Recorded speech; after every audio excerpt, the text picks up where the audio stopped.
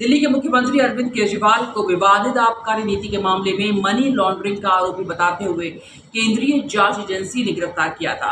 इस गिरफ्तारी को अवैध बताते हुए केजरीवाल ने सुप्रीम कोर्ट में चुनौती दी थी।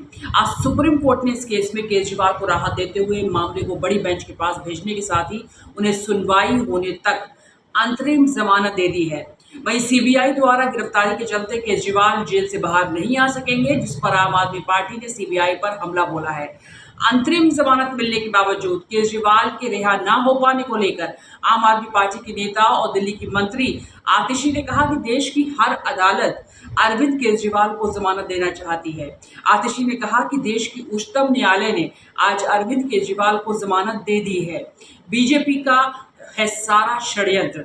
तो आतिशी और आपने मिलकर एक प्रेस कॉन्फ्रेंस की थी, वो उसके कुछ हम आपको हिस्से बता रहे हैं कि आतिशी ने क्या कहा। आतिशी ने कहा कि चाहे वो राउज एवेन्यू कोर्ट का फैसला हो या फिर आज सुप्रीम कोर्ट का फैसला, ये साबित कर देता है कि पिछले 2 साल से आम आदमी पार्टी के नेताओं और मंत्रियों के खिलाफ चल रही ये फर्जी शराब घोटाले की ये जांच सिर्फ बीजेपी का षड्यंत्र है। आतिशी ने कहा कि बीजेपी आम आदमी पार्टी और दिल्ली वालों का काम रोकने की साजिश रच रही है, इसलिए उन्होंने दिल्ली के चुने हुए मुख्यमंत्री को एक फर्जी केस में बिना किसी सबूत के जेल में डाल दिया। आतिशी ने कहा कि राउज एवेन्यू कोर्ट ने जब अरविंद केजरीवाल को जमानत दी थी तो बहुत साफ कह दिया था कि ईडी के पास अरविंद केजरीवाल के पास कोई सबूत नहीं है। ईडी इस केस में एक पक्ष के रूप में काम कर रहा है।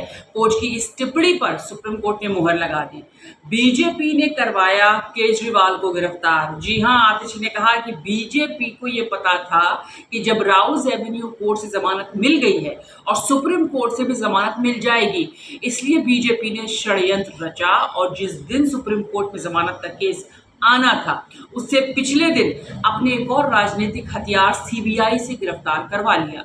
आतिशी ने कहा कि बीजेपी ने सीबीआई से अरविंद केजरीवाल को इसलिए गिरफ्तार करवाया कि अगर जमानत मिल गई तो अरविंद केजरीवाल दुगनी स्पीड से दिल्ली वालों के लिए काम करने लग जाएंगे। ये आरोप लगाया है आतिशी ने प्रेस कॉन्फ्रेंस करके, और साथ ही उन्होंने कहा है ये पूरा षड्यंत्र है कि 2 केसेस में ले जाना, यानी सीबीआई ने इसलिए गिरफ्तार किया ताकि अरविंद केजरीवाल नहीं निकल सके। और अब जब उन्हें जमानत मिल गई है तब भी वो जेल में रहेंगे, क्योंकि अभी भी उनके ऊपर एक केस चल रहा है। मैं आज भारतीय जनता पार्टी को ये कहना चाहती हूँ कि इस देश के एक के बाद एक हर न्यायालय ने आपके षड्यंत्र का पर्दाफाश किया। एक के बाद एक न्यायालय ने कहा है कि अरविंद केजरीवाल जी के खिलाफ सबूत नहीं है, और आज एक के बाद एक हर न्यायालय अरविंद केजरीवाल जी को जमानत दे रहा है। मैं भारतीय जनता पार्टी को यह कहना चाहूंगी कि अपना घमंड खत्म करिए, अपना अहंकार खत्म करिए और बाकी पार्टियों के खिलाफ, लोकतंत्र के खिलाफ षड्यंत्र रचना बंद करिए। सत्य परेशान हो सकता है लेकिन पराजित नहीं हो सकता। अरविंद केजरीवाल की ये जमानत आज पूरे देश के सामने ये साफ कर देती है कि अरविंद केजरीवाल सत्य के साथ खड़े थे, खड़े हैं और खड़े रहें। दूसरी ओर आम आदमी पार्टी और पर लगाए गए आरोपों और केजरीवाल को मिली अंतरिम जमानत पर दिल्ली बीजेपी अध्यक्ष वीरेंद्र सचदेवा ने कहा है कि ये जांच एजेंसी और न्यायपालिका के बीच का फैसला है। अंतरिम जमानत का मतलब ये नहीं होता कि आप अपराध मुक्त हो गए हैं। एक बार न्यायालय का स्पष्ट निर्णय आने दीजिए।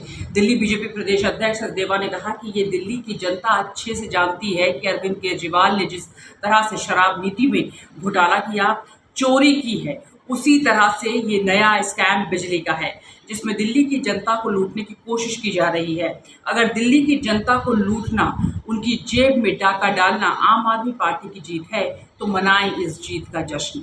ये बीजेपी की तरफ से एक हमला बोला गया है अरविंद केजरीवाल और आम आदमी पार्टी को लेकर। I am just giving a briefing based on what the court observed during the oral reading out of parts of the judgment. The court has examined aspects of section 19 of requirement of arrest under the PMLA. There were certain legal issues which arose from that, which especially in the context of whether there is a requirement of necessity of arrest in addition to the requirement of section 19 which are stipulated in that section. Those aspects the court has referred to a larger bench, and that outcome we'll have to await. However, in the interim, the court has observed that Mr. Kejriwal has already undergone substantial amount of incarceration and therefore directed his immediate release in the Enforcement Directorate case. And therefore, insofar as his arrest under Enforcement Directorate is concerned, it has been directed that he should be immediately released. Now that obviously in normal circumstances would have meant that he would be released from jail immediately. However, after the trial court had granted, the vacation bench of the trial court had granted him bail, the CBI had also arrested him. Therefore, he's also been arrested by CBI in a separate, although connected case, but that's technically a separate case. Mr. Kejriwal has initiated proceedings against that also, that is pending and coming before High Court on 17th. So depending on the outcome of the CBI case, his actual release from jail will depend on that. But insofar as ED is concerned, he is no more required to be in custody as per the Supreme Court order in the ED matter. Now,